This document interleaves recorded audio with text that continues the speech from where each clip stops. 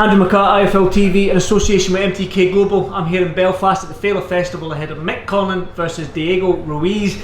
With me I've got the boss man himself, Danny Vaughan. How are you, sir? All good, my Before friend. you say it, I've got to say happy birthday to you for Appreciate yesterday. it, Andy. Don't say I'm 50, I'm 48. I was going to say 22. Okay. I'll do Way it. off that. Yeah, happy birthday for you yesterday. Appreciate that, thank you. I mean, you spent it in Belfast with your fighters. Must have been a good birthday anyway, was it? Yeah, we just went to steakhouse last night with me, my wife and family and friends, and a quiet one. A couple of bottles of water, and was in bed for 10:30. Is that a big nose coming out? No. Good boy. Good boy. Well, let's just jump straight to it. I mean, we just went to Sean McComb and his toughest test, but before we talk about Sean McComb, I want to talk about Paddy Barnes. I mean, you said since he's came with you that he's going to be a world champion. Yeah. You didn't say which weight class, and you said I believe that it's going to be.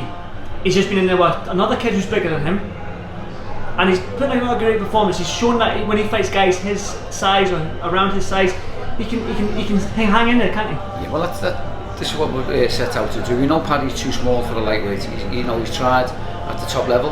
All the guys now just seem to be bigger. You've got Mohamed Wasim, 5'7", Charlie Edwards, 5'7", 5'8", Andrew Selby. Paddy's natural weight is a light flyweight, you know, and he's got the advantage then, like them lads have on him when you fight them. So the plan is after this fight, you know, to get under 8 stone for the next one, challenge to some type of intercontinental belt, and let's make an assault on a world title sometime next year at light flyweight. And he has had the advantage. I mean, tonight he was very nervous going in. He's lost a world title fight, and then he boxed the super bantamweight in New York. And I mean, the nerves are really. I mean, losing 3 fights in a row. He said he's classified as a journeyman if he had lost tonight. Well, that's it, and it was on him, and the kid was strong. I matched that kid, a man at Reece McFadden the other week in Glasgow, and he could fight, and he gave Reece nightmares. Reece was cut, big cut, but Reece come through it. Now I knew that the kid was going to come and fight. Paddy needed the rounds.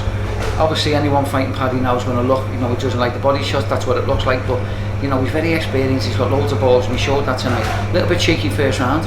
Once he settled down, he showed his class, and he boxed well. I mean, like, Paddy had his majority, well, not the majority, all of his success done at light flyweight. I mean, in there today, you can see that he was still wanting to get in a wee tear up sometimes.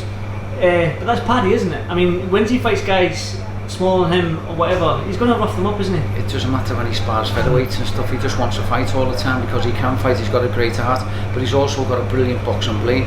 Now, after the second round here today, you know, things we've been working on in the gym is getting that left hand tucked up.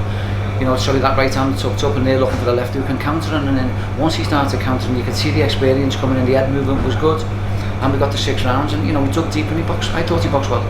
Done the weight well, but like I said in my first question, you have been an advocate for Paddy Barnes. You've said from day one that he's going to be a world champion. Do you think it's time for Paddy now to prove you right? I mean, in terms of, like, he openly admits it himself, he blows up in between camps and stuff like that. Do you think it's time for him to get the head screwed on and just don't blow up as big as he should or has been? That's it. We've got an opportunity, you know, and MTK are backing him to the hilt. You know, they've given him a plan.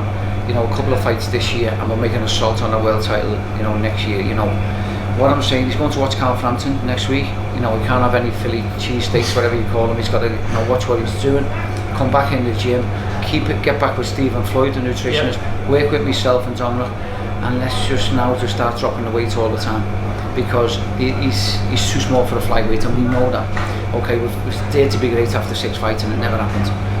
Who cares? Lads lose world titles all the time.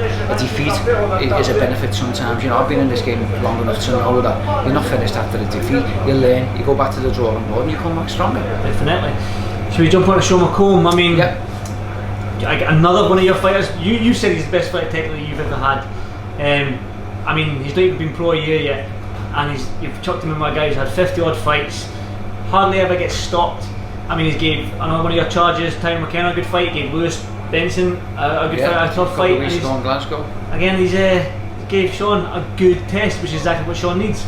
See, right now, Sean, I think that was Sean's 8th or 9th fight. He hasn't been a professional a year yet. You know, he ticked all the boxes for me there tonight. He got cut, he's never been cut before.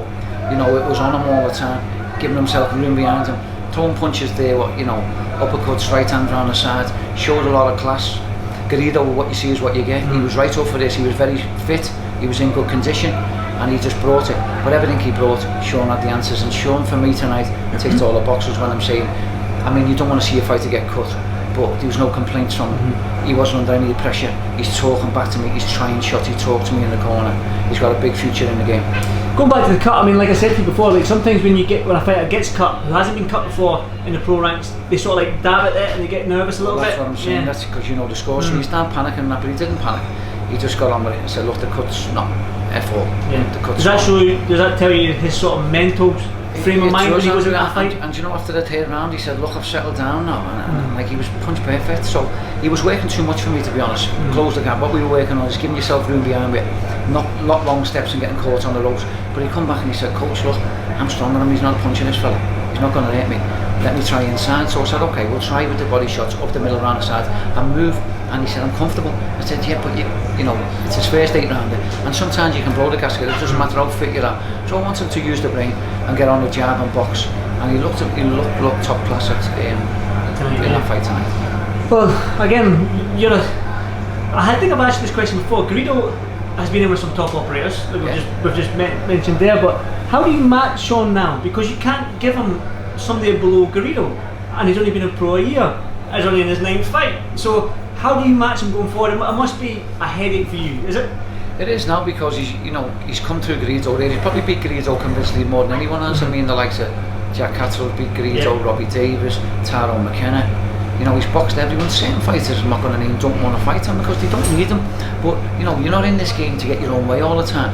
Me as a coach, you've got to see after you got it anyway. And when you're under pressure, that's when you show how much balls you've got. When you get cut, as I said, he ticked all the boxes, and he was brilliant at times tonight. Ali, Sam Maxwell's got a title, Ty McKenna's got a title.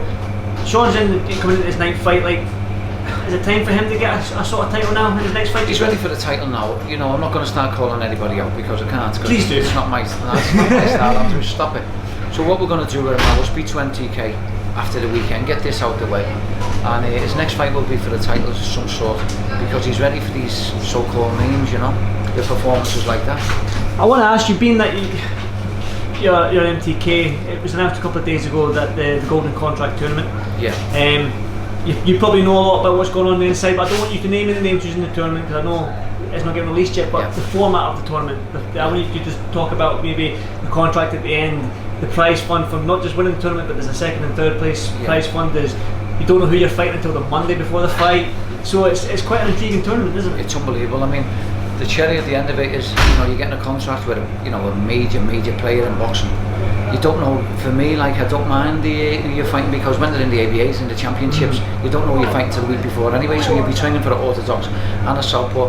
But you know, just the first pace they're getting is, lads are not getting that, you know what I mean? So if you get through the first one and then you fight next year, you know, you're in the money. And you know, as I said, for a major company, you know, in this tournament, and I'm really looking forward to it. Should have a few additions in it, but I can't give nothing away at the minute. But it's going to be exciting. I know. For me, it is the best competition, you know, that's around. There's different ones coming, but we always do it the best. That's what I was going to say. You see a lot of tournaments come and go.